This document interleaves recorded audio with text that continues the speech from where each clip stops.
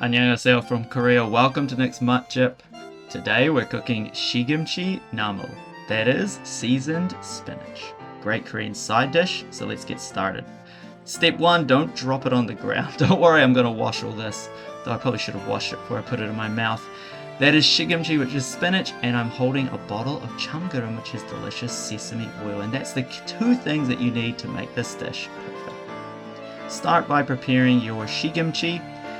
Get it ready, throw it in a boiling pot, and we're going to blanch this for 40 seconds. Get the timer out and make sure you do this right. Don't overcook it, it'll be horrible otherwise.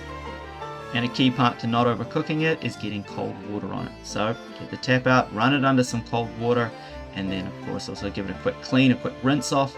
Then squeeze out all the water. You don't want excess water in this, so give it a really good squeeze. For our seasoning, some people do use salt, and I've used salt in the past depending on what I'm cooking, but for this one I've just used soy sauce and I love it this way.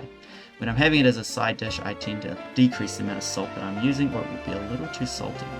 Mixing it by hands, hey, wash those hands first, don't worry, I washed them, but I feel like you gotta mix this by hand. You want everything mixed in nicely, and then of course, you gotta taste it. And since it's delicious, always taste it more than once. So there we go, we've cooked our spinach.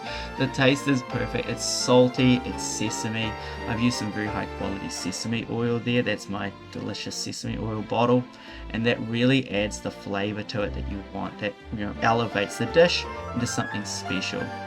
Just in case you're wondering, the red things on top, some finely sliced red pepper, just to add a bit of color and a little extra zing to it.